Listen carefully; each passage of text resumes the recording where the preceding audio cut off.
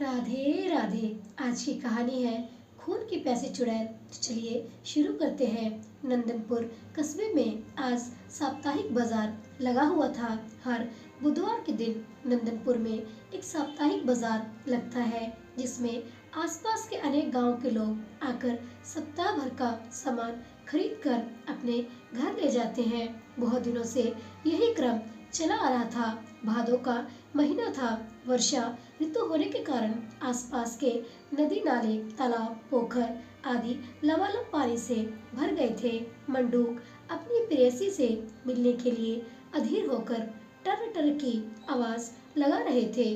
नंदनपुर कस्बे से पश्चिम दिशा की ओर लगभग 4 किलोमीटर दूर एक गांव कैथी स्थित है। कैथी गांव की निवासी बुधई की औरत लाली बुधवार आते ही सुबह से ही उसके पीछे पड़ जाती थी कि आज बुधवार का दिन है, घर में सब सामान खत्म हो गया है, जल्दी बाजार के लिए निकल जाओ, घर का सारा सामान खरीद कर लेकर आओ। बुधई को भी यही मालूम रहता था कि आज बुधवार है और उसको घर का सामान लाने के लिए नंदनपुर के बाजार में जाना है। लेकिन यह टोका टोकी भी कितनी बुरी बात होती है। बेचारे बुधई वैसे तो अपने हिसाब से बाजार जाते, लेकिन सुबह से ही लाली के द्वारा अरंग लगाने के कारण वह लाली के अनुसार नंदनपुर बाजार जाने के लिए मजबूर हो जाते थे। अन्यथा उनको अनावश्यक लाली से वाद विवाद करना पड़ता। इसीलिए बेचारे बुधई क्या करें। वह जानते थे कि अगर लाली की बात नहीं मानेंगे तो वह आसमान से पर उठा लेगी और 2-4 कड़वी बातें सुनाने लगेगी, जिससे दिमाग परेशान होने के अलावा और कुछ मिलने वाला नहीं है। इसलिए वह लाली के कहते ही बाजार जाने की तैयारी करना शुरू कर देते थे। प्रत्येक बुधवार को नंदनपुर कस्बे में लगने वाली साप्ताहिक बाजार में जाकर अपने दैनिक उपयोग की वस्तुएं खरीद कर ले आते थे। उनका साथ देने के लिए कैथी गांव के निवासी और उनके पड़ोसी राम प्यारे भी उनके साथ ही नंदनपुर बाजार अक्सर जाया करते थे। लेकिन आज पानी बरसने के कारण अभी तक राम प्यारे भाई बाजार जाने के लिए दिखाई नहीं पड़ रहे थे। इसीलिए बुधई समझ गए थे कि आज मौसम खराब होने के कारण शायद राम प्यारे भाई उनके साथ बाजार के लिए नहीं आएंगे। इसीलिए आज उनको अकेले ही बाजार के लिए जाना पड़ेगा। सच पूछिए तो आज बुधई की भी इच्छा बाजार जाने की नहीं हो रही थी, लेकिन बुधई बेचारा लाली का मारा हुआ था। मजबूरीवश उसको तो बाजार जाना ही पड़ेगा। वह अपनी साइकिल से नंदनपुर कस्बे में लगने वाले बाजार में सामान खरीदने के लिए निकलने ही वाले थे। इसी बीच में एकाएक तेज पछुआ हवा चलने लगी थी। पश्चिम दिशा से घनघोर काले काले बादल पानी उगलने के लिए उतावले हो रहे थे। रह रहकर बादल गरज रहे थे, बिजली चमक रही थी। बुधई ने सोचा था कि थोड़ी देर इंतजार कर लेते हैं, अन्यथा रास्ते में पानी बरसने लगेगा और वह भीग जाएंगे। बुधई का अनुमान बिल्कुल सही निकला। थोड़ी ही देर में बादल के गरजने और बिजली के चमकने के साथ घनघोर बारिश होने लगी थी। बादलों ने ऐसा घेरा घेर रखा था कि जैसे लग रहा था आज दिन भर पानी बरसेगा। बुधई बेचारे चिंतित हो गए थे कि घर का सारा सामान खत्म हो गया है। अगर पानी नहीं निकलेगा तो आगे गृहस्थी का काम कैसे चलेगा। लाली तो मेरा जीना हराम कर देगी। इसलिए नंदनपुर बाजार में जाना आवश्यक है। यह उनकी मजबूरी थी। बेचारे बुधई कुछ कर भी नहीं सकते थे। अपना कपड़ा उतारकर घर के बरामदे में बैठकर उमड़ घुमड़ कर बरस रहे बादलों का तमाशा देखकर उसका आनंद ले रहे थे। सुहावने मौसम का आनंद लेते हुए बुधई पानी बरसना बंद हो जाने का इंतजार कर रहे थे। इस प्रकार 4 घंटे बीत गए थे। पानी रुकने का नाम ही नहीं ले रहा था, लेकिन 4 घंटे के बाद बादल खुलने लगे थे। इसलिए बुधई को राहत महसूस हुई थी। उनको उम्मीद होने लगी थी कि शायद उनको नंदनपुर बाजार जाने का अवसर मिल जाएगा। 1 घंटे के बाद बादल छट गए थे, लेकिन मौसम पूरी तरह से साफ नहीं हुआ था। हालांकि बाहर निकलने के लायक हो गया था। इसीलिए बुधई ने सोचा कि इस अवसर का लाभ उठाकर वह शीघ्र ही अपनी साइकिल से नंदनपुर पहुंचकर अपनी आवश्यकता का सारा सामान खरीद लाए। दोपहर के 3 बज गए थे, इसलिए बिना विलंब किए ही उन्होंने कपड़े पहनकर अपनी साइकिल पर बैठकर नंदनपुर नगर की तरफ प्रस्थान कर दिए। उन्होंने मन में सोचा था कि अंधेरा होने के पहले ही वह अपने गांव लौट आएंगे, क्योंकि रास्ते में सड़क के किनारे सैकड़ों साल पुराना एक विशाल पाकड़ का पेड़ लगा हुआ था। इलाके के लोगों का कहना है कि इस पाकड़ के पेड़ पर एक चुड़ैल रहती है जो लोगों का खून पी लेती है। जब से होश संभाला था तब से बुधई उसी रास्ते से आते जाते थे। बुधई को कभी इसका एहसास तक नहीं हुआ था, लेकिन वह किसी प्रकार का खतरा मोल नहीं लेना चाहते थे। आधे घंटे साइकिल चलाने के बाद बुधई नंदनपुर बाजार में पहुंच गए थे। पानी बरसने के कारण बाजार में भीड़ कम थी, अन्यथा सामान्य दिनों में उस बाजार में पैर रखने की भी जगह नहीं मिलती थी। बुधई ने अपने जरूरत का पूरा सामान खरीद लिया था। वह अपने गांव वापस होने की तैयारी कर रहे थे कि इसी बीच में फिर से मूसलाधार बारिश शुरू हो गई थी। बेचारे बुधई बहुत बुरे फंस गए थे। उनको न चाहते हुए भी रुकना पड़ गया था। पानी निकलते निकलते अंधेरा छा गया था। रात का प्रथम पहर शुरू हो गया था। बरसात होने के कारण आसमान में बादल छाए हुए थे, जिसके कारण अंधेरा और घना हो गया था। सड़क पर कुछ दिखाई नहीं पड़ रहा था।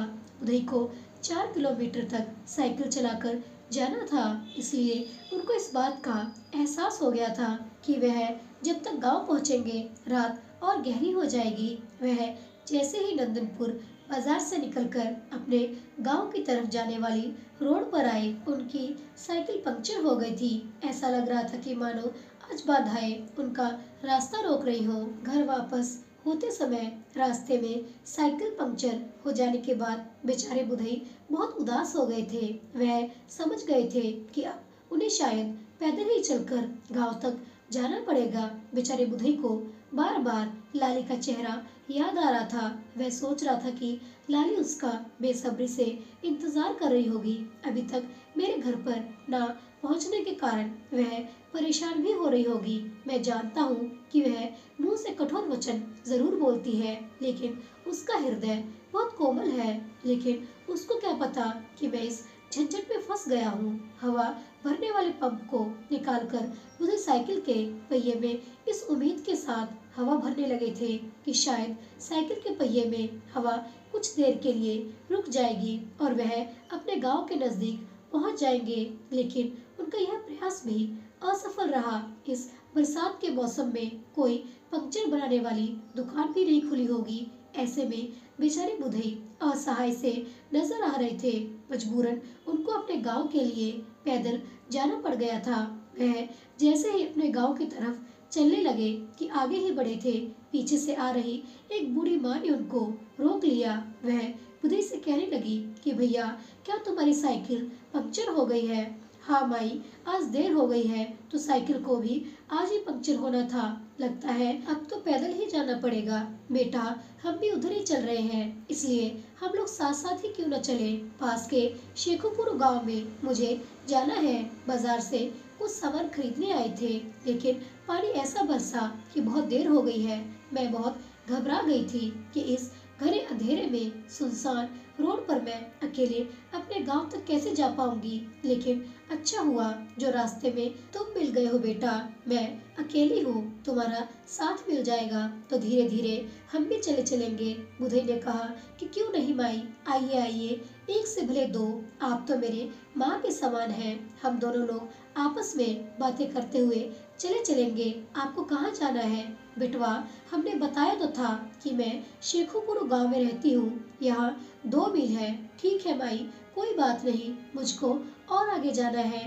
मैं आपके गांव के रास्ते तक आपको पहुंचा दूंगा।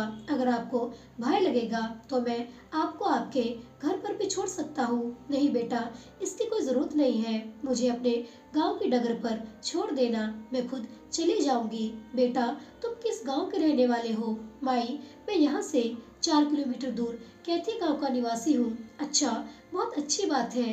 मेरा गांव तो तुम्हारे गांव से पहले ही पड़ जाएगा। बुधई उस बूढ़ी माई के साथ बातें करते हुए अपने गांव की तरफ जाने लगे थे। धीरे धीरे रात बढ़ने लगी थी। बुधई के मन में उस पाकड़ के पेड़ का भय किसी कोने में बैठा हुआ था।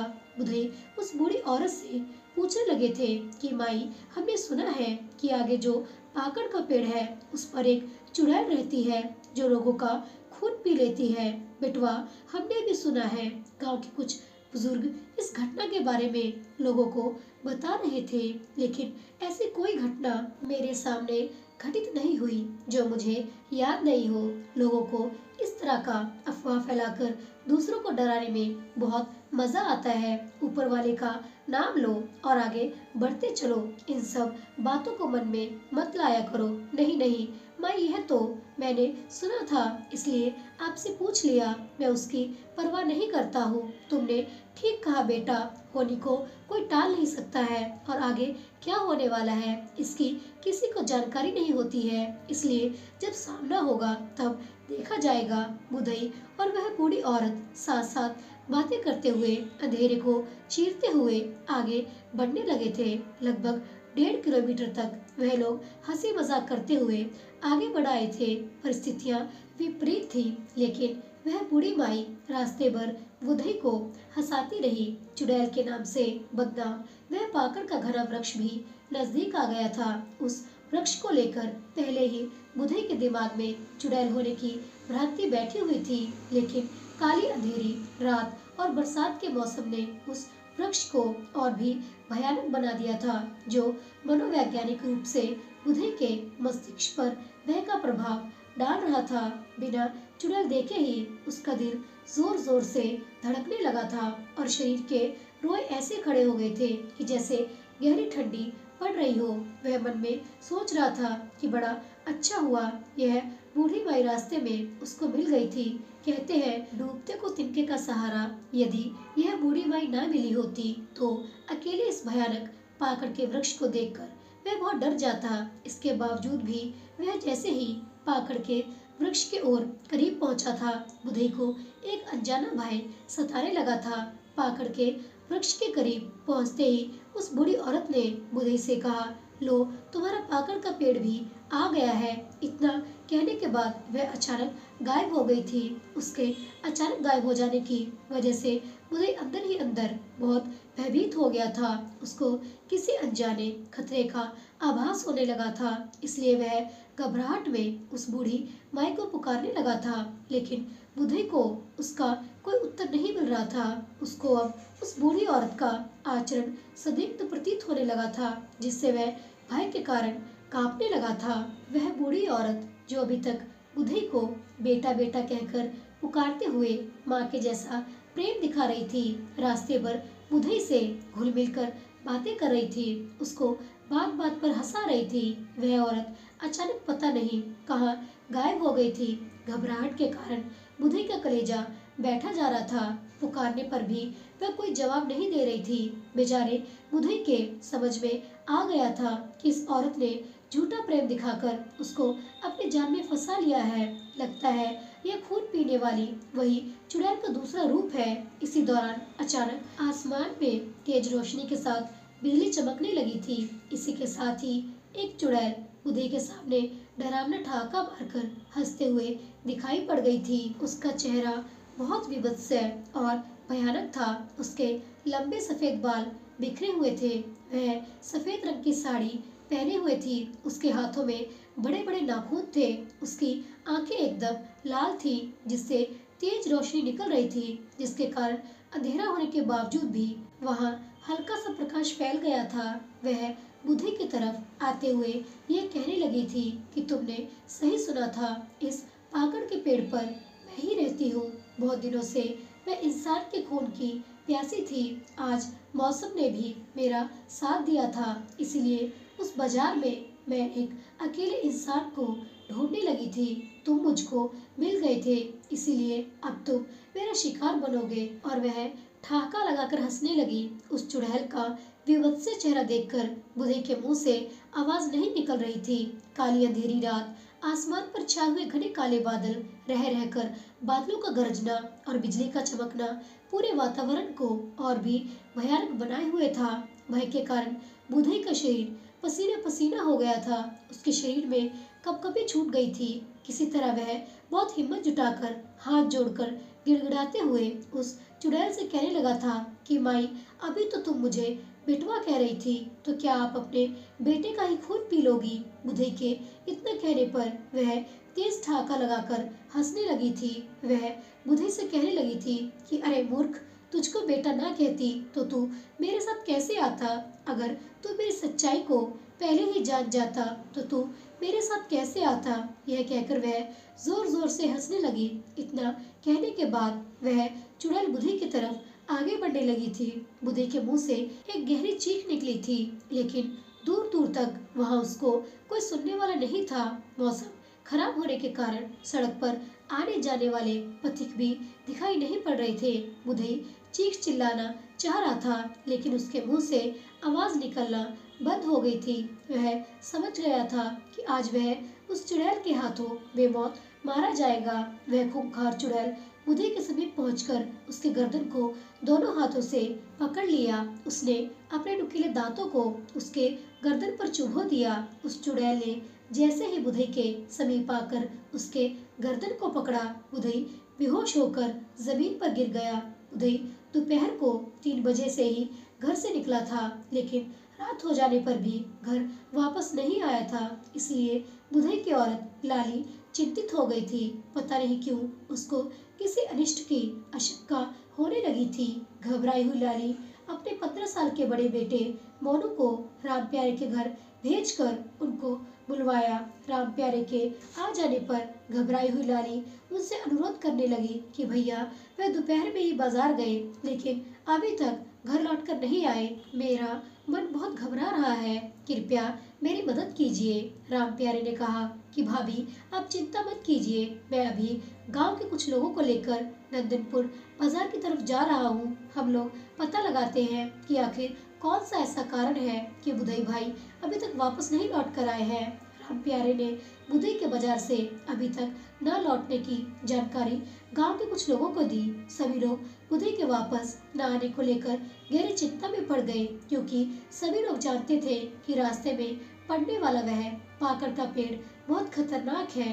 वह लोग आपस में विचार विमर्श करने लगे थे कि भगवान न करे ऐसा हो, लेकिन कहीं बुधई भाई उस चुड़ैल की शिकार तो नहीं हो गए हैं। राम प्यारे ने बुधई को ढूंढने के लिए गांव वालों का सहयोग मांगा। राम प्यारे के अनुरोध पर वहां उपस्थित कई नौजवान बुधई भाई को ढूंढने के लिए तैयार हो गए। उन लोगों ने अपनी साइकिल, टॉर्च और लाठी डंडा लेकर बुधई को खोजने निकल पड़े। वह लोग इस तैयारी से गए थे कि शायद उनका मुकाबला पाकड़ के पेड़ पर रहने वाली चुड़ैल से हो जाए। सामूहिक रूप से एकजुट रहने पर भय का प्रभाव ज्यादा नहीं हो पाता, इसीलिए सभी नवयुवक पूरे आत्मविश्वास के साथ अपने गांव से नंदनपुर बाजार की ओर प्रस्थान कर गए। गांव से निकलते ही वह लोग सड़क के दोनों तरफ टॉर्च की रोशनी जला जलाकर देख रहे थे कि बुधई कहीं सड़क के किनारे किसी विपत्ति में ना फंसकर गिर पड़े हो। इस प्रकार ढूंढते ढूंढते वह लोग उस भयानक पाकड़ के पेड़ के नजदीक पहुंच गए। थोड़ी दूर पहले से ही उन लोगों ने अपने टॉर्च की रोशनी उस पेड़ के नीचे दिखानी शुरू कर दी थी। वह लोग काफी पीछे थे, इसलिए टॉर्च की रोशनी में स्पष्ट नहीं दिख पड़ रहा था, लेकिन इतना दिखाई पड़ गया था कि कोई आदमी जमीन पर लेटा हुआ है और उसके ऊपर जैसे कोई चढ़कर बैठा हुआ हो। यह देखते ही सभी नवयुवक भयभीत हो गए थे। उनके रोंगटे खड़े हो गए थे। भय का आभास होने के कारण उनके शरीर में सनसनी फैल गई थी। उन लोगों को विश्वास हो गया था कि वह पाकड़ के पेड़ पर रहने वाली चुड़ैल ही है। आज उन लोगों का भी सामना उस चुड़ैल से हो ही जाएगा। सभी नवयुवकों ने हिम्मत नहीं हारी थी और उससे लड़ने का मन बना लिया था। सब लोगों ने भगवान भोलेनाथ का नाम लेना शुरू कर दिया था और अपने लाठी और डंडे के साथ आक्रमण की मुद्रा में धीरे धीरे आगे बढ़ने लगे थे। नजदीक पहुंचते ही उन्होंने देखा कि जो साया बुधई के ऊपर बैठा हुआ है वह अचानक पता नहीं कहाँ गायब हो गया। बुधई बेचारे जमीन पर बेहोश पड़े हुए थे। लोगों ने सीने पर हाथ रखा तो उन्हें दिल के धड़कने का आभास हो रहा था। उन लोगों ने बिना समय गवाए बुधई को लेकर नंदनपुर बाजार की तरफ भागे। नंदनपुर बाजार के प्राथमिक चिकित्सालय की इमरजेंसी में बुधई को भर्ती कराया गया था। बुधई की किस्मत अच्छी थी कि उस समय वह डॉक्टर भी मौजूद थे। उन्होंने जैसे ही बुधई को देखा वह चौंक गए। वह कहने लगे कि ऐसा लग रहा है कि जैसे इनके शरीर से सारा खून ही निकल गया है। इनको तत्काल खून चढ़ाना पड़ेगा। गांव के सभी नवयुवक खून देने के लिए तैयार हो गए। जिसका खून मैच किया उसका खून बुधई को चढ़ाया जाने लगा। बुधई के गले पर दांत गड़े होने के 2 निशान को देखकर डॉक्टर भी चौंक गए। जब लोगों ने उनको बताया कि यह पाकड़ पर रहने वाले चुड़ैल की करतूत है। बुधई भाई की किस्मत के धनी है कि हम सब लोग समय रहते ही वहां पहुंच गए। अगर थोड़ा और विलंब हो गया होता तो बुधई भाई के शरीर में एक बूंद खून भी नहीं बचता और उनकी मौत हो जाती। डॉक्टर साहब कहने लगे कि भूत प्रेत चुड़ैल की बात तो मैं नहीं मानता हूँ, लेकिन इनके गर्दन पर दांत के 2 निशान यह बता रहे हैं कि हो सकता है किसी हिंसक पशु ने इनकी नसों में दांत गड़ा गड़ा कर इनका खून चूसने का प्रयास किया। बुधई के शरीर में खून चढ़ाया जाने लगा। रात के 12 बज गए। बुधई के शरीर में खून चढ़ जाने के बाद तथा डॉक्टर द्वारा आवश्यक उपचार किए जाने के पश्चात बुधई को होश आ गया। तब उन्होंने अपने साथ बीती सारी घटनाओं को विस्तार से सभी को बताया। डॉक्टर साहब भी इस घटना को सुनकर दंग रह गए। और इस प्रकार हमारी आज की कहानी का समापन यहीं पर होता है। आशा करती हूँ यह कहानी आपको अच्छी लगी होगी। मिलते हैं अगली कहानी के साथ। तब तक के लिए आप सभी को मेरी तरफ से राधे राधे।